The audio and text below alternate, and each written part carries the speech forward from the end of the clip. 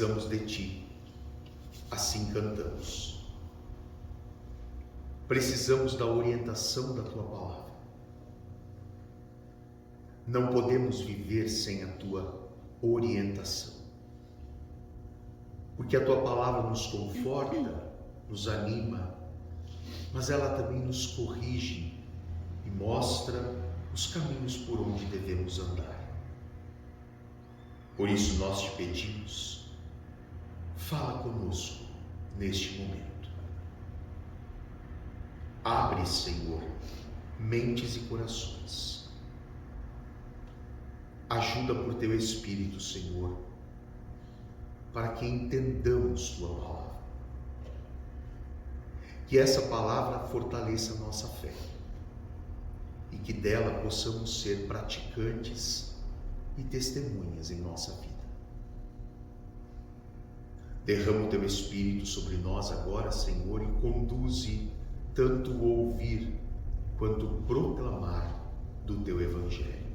Assim pedimos, em nome de Jesus. Amém. Convido os irmãos que quiserem para que, por favor, abram suas Bíblias no Evangelho segundo Lucas, o capítulo 6, os versículos 6 a 11. Lucas, capítulo 6, versículos 6 a 11.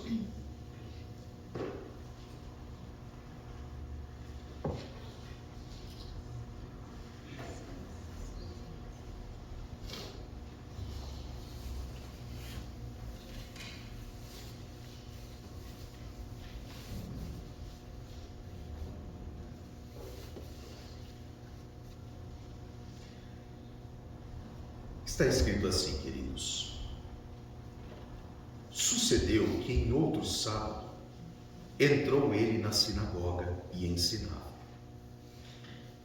Ora, achava-se ali um homem cuja mão direita estava ressequida. Os escribas e os fariseus observavam, procurando ver se ele faria uma cura no sábado, a fim de acharem de que os acusar. Mas ele, conhecendo-lhes os pensamentos, disse ao homem da mão ressequida: levanta-te e vem para o meio. E ele, levantando-se, permaneceu de pé.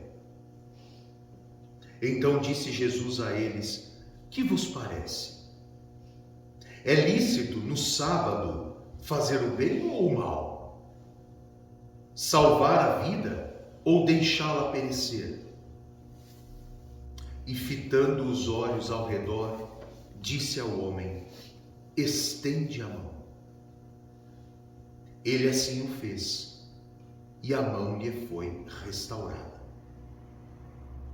Mas eles se encheram de furor e discutiam entre si quanto ao que fariam a Jesus.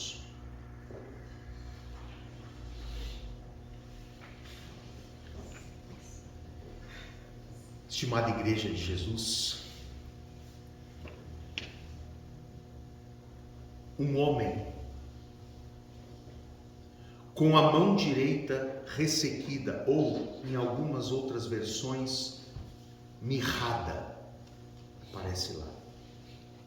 Um homem com a mão direita ressequida entrou na sinagoga de Cafarnaum, onde está Jesus. Era sábado. Esse homem, com sua deficiência física, incógnito, se esconde no meio do povo. Quando Jesus lhe chama e diz: levanta-te. Logo em seguida, Jesus diz para ele: vem para o meio. Quando o homem chegou à frente, com a sua mão ressequida, Jesus lhe ordenou: estende a mão. Ao estender a mão, sob a ordem de Jesus, o milagre aconteceu. De forma imediata e plena, a mão do homem foi curada. Esse milagre, ele traz para nós ao menos 3 ensinos.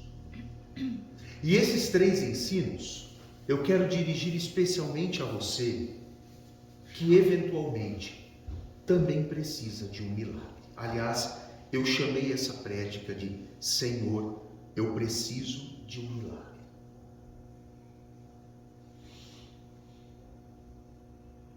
Eu preciso. E milagres não estão só na ordem das curas físicas, como foi o caso desse homem. Talvez nós precisemos de um milagre de ordem espiritual. Nosso espírito precisa ser curado. Precisamos voltar para Deus. Precisamos nos reconectar com Deus. Talvez nós precisemos um milagre da ordem emocional, porque embora o nosso corpo esteja bem, mas talvez o nosso espírito, a nossa alma, a nossa psique, a nossa emoção está doente, estamos deprimidos, estamos tristes. Talvez nós precisemos de um milagre no sentido de restaurar o nosso casamento, de restaurar a nossa relação com outras pessoas, com os nossos irmãos, com os nossos filhos, com os nossos pais. Eu preciso de um milagre. E esse milagre que Jesus operou na sinagoga de Cafarnaum, curando a mão ressequida daquele homem, esse milagre nos enseja algumas lições muito importantes acerca do que precisamos para que um milagre se realize também na nossa vida.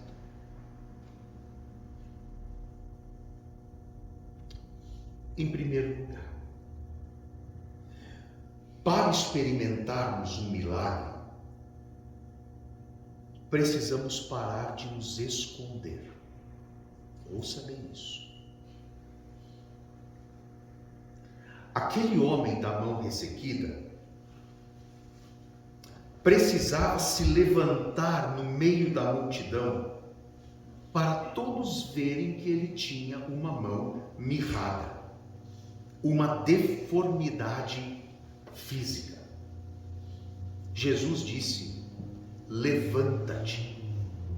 Ele estava se escondendo no meio da multidão, talvez com vergonha do seu problema. Jesus diz: levanta-te. Não resolvemos nossos traumas e dores nos escondendo. Ocultar a verdadeira identidade do problema só agrava a doença. Escondendo-nos no meio da multidão e ficando incógnitos, isso só aumenta ainda mais o nosso sofrimento. Quando Jesus ordena àquele homem: levanta-te, está lhe mostrando que o primeiro passo para a cura é o reconhecimento da doença. O primeiro passo para a cura é o reconhecimento da doença. O primeiro passo para a salvação é o reconhecimento do pecado. O primeiro passo para a restauração é admitir que temos deformidades. Você vai ao médico, se você não conta toda a verdade, o médico não tem como fazer o diagnóstico correto e lhe prescrever o tratamento que deve ser feito. Esconder o problema retarda a cura. Lá no Crença, quando homens chegam para se tratar da dependência química, o primeiro processo pelo qual eles têm que passar é aquele em que eles têm que aceitar: eu estou doente, eu preciso de ajuda. Enquanto isso não acontece, não tem restauração. O rei Davi disse num dos seus mais bonitos salmos: enquanto calei os meus pecados, envelheceram os meus ossos. Enquanto eu escondi o negócio, por vergonha, seja de mim mesmo ou dos outros, não houve cura. No momento em que eu reconheci: eu estou doente, eu pequei, eu preciso de ajuda, eu dei o primeiro e mais importante passo para que a cura aconteça. Você precisa de um milagre? Seja no seu corpo, na sua alma, no seu espírito, na sua família. Reconheça a sua enfermidade. Confesse-a diante de Deus. Não esconda. Em segundo lugar, para experimentarmos o milagre, precisamos caminhar na direção de Jesus. Veja, no texto que nós lemos, Jesus não apenas ordenou ao homem que se levantasse, mas chamou o homem para vir ao meio. Levanta-te e vem até aqui. A cura acontece quando caminhamos na direção, quando caminhamos na direção de Jesus. Há muitos que têm medo de expor os seus problemas. Há outros que preferem continuar como estão porque têm vergonha de revelar os seus problemas. Há ainda aqueles que pensam que não há cura para os seus problemas, mas não existe isso. O nosso Senhor Jesus Cristo é Deus dos impossíveis e não existe uma doença que Ele não possa curar, seja do corpo, seja da alma ou seja do espírito. Para Ele não haverá impossíveis em todas as suas promessas. Portanto, o que nós precisamos fazer, depois de reconhecer que temos um problema, aceitar isso, é caminhar em direção àquele que tem a solução. Você entende isso? Eu reconheço que eu tenho um problema, então agora eu caminho em direção àquele que pode solucionar. É Jesus. Levante-se e venha até aqui. Reconheça o teu problema e venha até mim. Caminhar em direção de Jesus, em direção a Jesus, é dar o passo da fé. É caminhar para aquele que pode solucionar. Caminhar em direção a Jesus é uma linguagem simbólica. Nós estamos falando de crer em Jesus e no seu poder de curar e de restaurar. Ele pode fazer. Ele tem poder para isso. Eu reconheci o meu erro, o meu problema, o meu trauma, a minha doença. Agora, tendo reconhecido isso, eu vou a Jesus, o único que pode curar. E cuidado, gente, cuidado para não pegar atalhos no caminho. É para caminhar em direção a Jesus. Só Ele pode curar. Não há outro nome dado entre os homens pelo qual importa que sejamos salvos. Só Jesus tem poder para curar.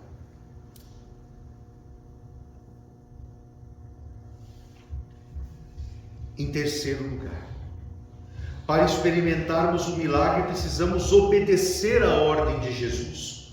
Jesus ordenou ao homem: estende a tua mão.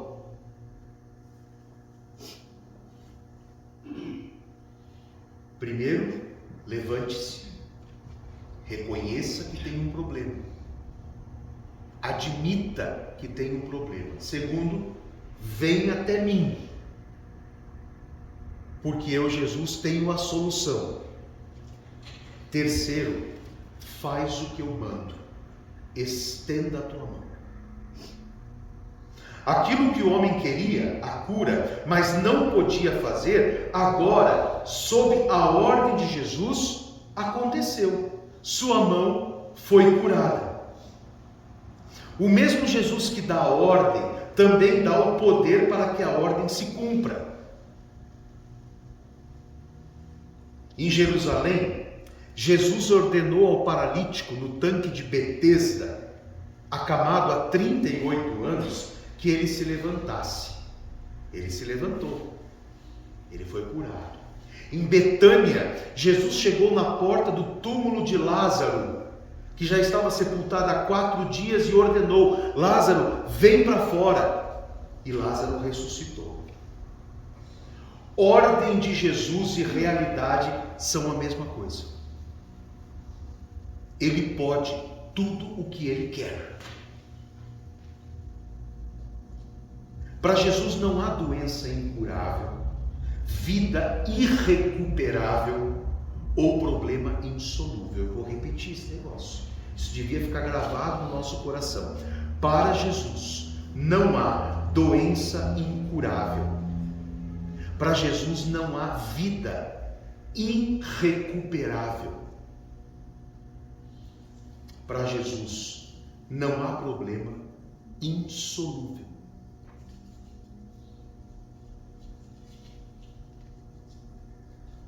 O homem da mão ressequida estendeu a mão, obedecendo a ordem de Jesus, e sua mão ficou curada.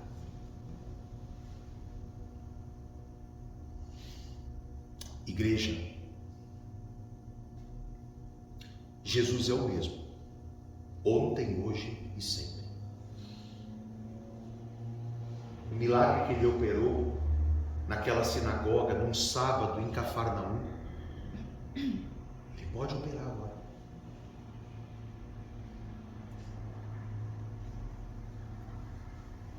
Você, assim como eu, Marcos, também precisa de um milagre.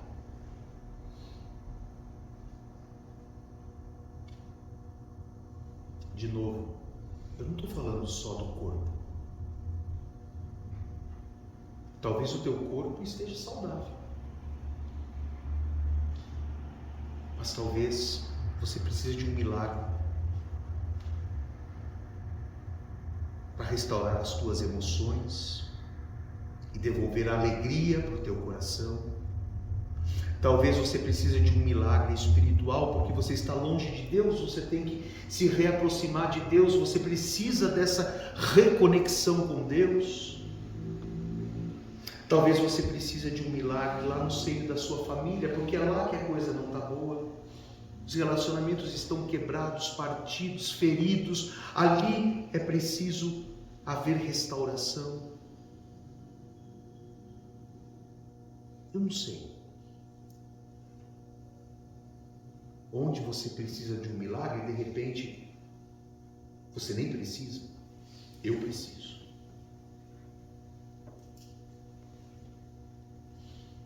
Se você, como eu, precisa de um milagre em alguma área da sua vida, então levante-se.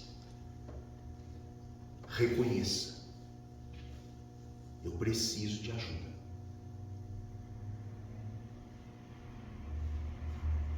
Então, caminhe até Jesus. Ali tem solução. Então, obedeça a ordem de Jesus. Faça o que Ele manda. Busque conhecer cada vez mais a palavra de Deus e obedeça a orientação de Deus. E o extraordinário milagre brotará.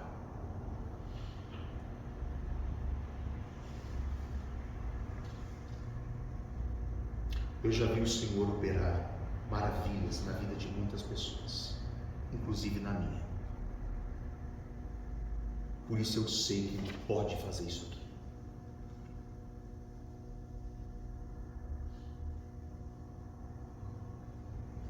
Faça essa experiência, querido. E depois nos conte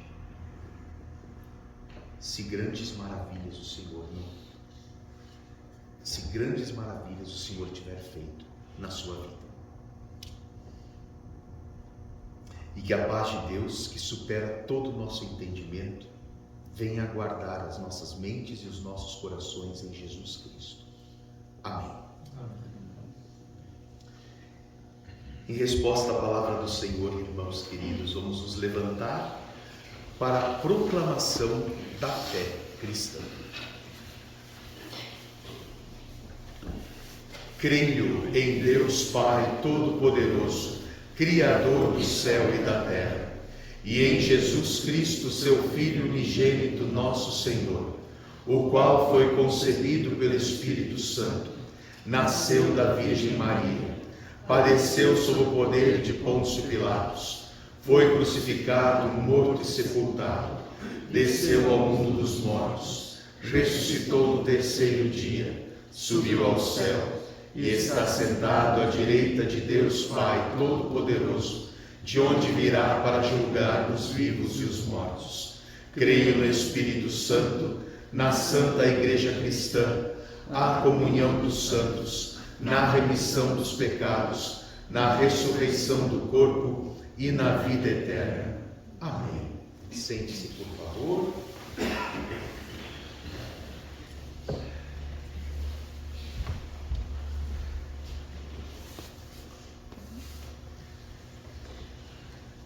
Neste momento, meus irmãos, em sinal da nossa gratidão por tudo que Deus nos tem dado e feito, nós vamos ofertar.